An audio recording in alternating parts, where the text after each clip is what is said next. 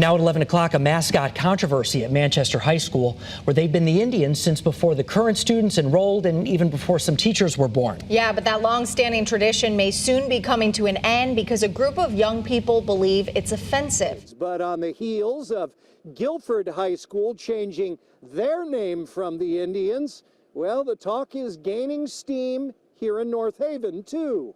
No more Conard Chieftains or Hull High Warriors. This after a majority vote from the West Hartford Board of Ed. In recent years, the debate over how Americans represent indigenous peoples has made its way to classic Native American caricatures in sports and pop culture. There is a long history of using Native American imagery in our daily lives. The caricatures depicted in these mascots have emerged as a product of centuries of marginalization and stereotyping.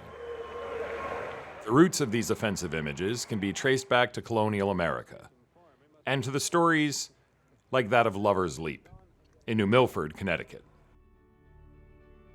In the early 1700s, along a stretch of the Housatonic River in northern New Milford, the young princess of the Putatuk tribe is rowing herself in a canoe over a high waterfall, too engrossed in her grief to live.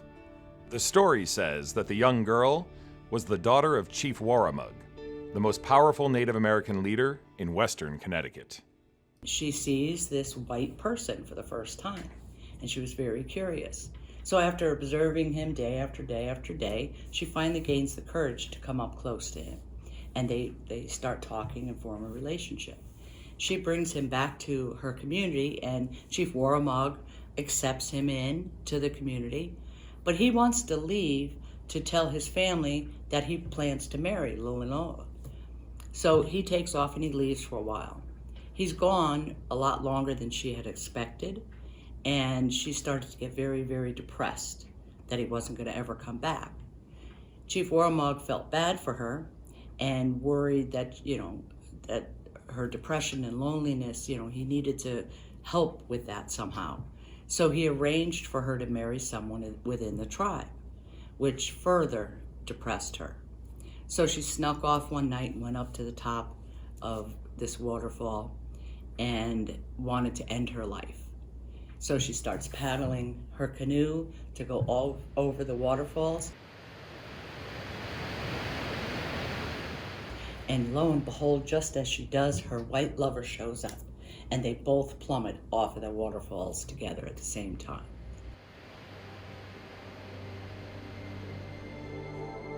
This is the story of Lilinoa, the daughter of Chief Waramaug, whose life ended in tragedy. The story is well known in western Connecticut. It is also completely false. Lilinoa never went over that waterfall. In fact, she never even existed.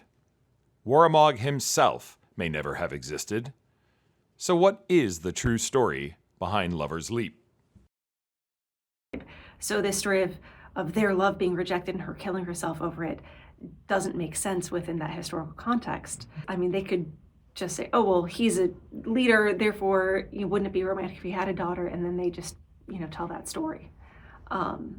So I don't think that there's really anyone that this Lilinoa story is even based off of. Chief Waramaug never had a daughter, let alone a daughter named Lilinoa. If you go to that location, you visually look at the waterfalls that she supposedly leapt off of. They're 6 feet high. You couldn't kill yourself if you wanted to. It's a fabricated story that so many people are really attached to. It's hard to convince them that it's not true. The parallels between the Lover's Leap story and traditional European folktales are undeniable. The Lover's Leap story follows the same structure and themes as European tales such as Romeo and Juliet. But how could these seemingly disparate cultures share a near-identical myth? That whole Lover's Leap story, it's very similar to Romeo and Juliet, right?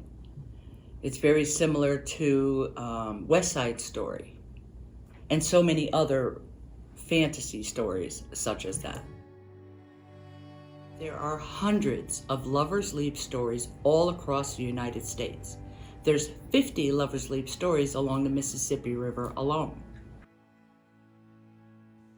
Many are familiar with the story of John Smith and Pocahontas and the popular Disney adaptation. Many of these stories center on tragic Native woman who dies for love. And we see that in the example of Pocahontas, right? Where whose real name is Matoka. And John Smith, wants to portray Native women as self-sacrificing and emotionally pure, and they want to frame Native women as like these mediators between cultures. There are many, many stories of this type of, a beautiful Indian maiden falling in love with a white guy and killing herself over it. The story surrounding Chief Waramaug is simply representative of hundreds of similar stories across the United States. These tales were created to serve the purposes of white colonizers, portraying negative connotations of Native Americans, while giving the impression that colonization was a simple, painless assimilation. In reality, it was violent and bloody, with entire cultures exterminated. So this is a common trope, a common theme, a common story that we see all across the country. It's not unique to Connecticut, and it comes from the stereotypes, right? And that desire to romanticize Indigenous people. There's all these other stories that are the same sort of story all over the US. It's a often repeated fairy tale that kind of the idea, it's a colonizing force to sort of treat Native women as sexually available, and also to treat Native men as unreasonable, and to sort of impose Western European standards. It's putting into the popular culture, the popular consciousness, that Europeans, their way of life as exemplified by the white male love interest, are desired, and that Native Americans want to be part of that. There's real stories of real Scatacokes who have done really cool things that are often, and that can be seen all across Native studies. So there's people like Eunice Maui, there's people like William Cogswell, who served in the Civil War and was one of the first Natives to enlist in the Civil War in Connecticut. There's stories like talking about the Scatacoke Rattlesnake Club, which was such an important part of our history and survival in a time period where economic opportunities were intentionally being removed from the tribal people so that we had to leave the land to go find work. So there's so many stories that are factual and actually speak to our history and our survivance and our resilience that would be so much more beneficial to both for our people, but also in history textbooks.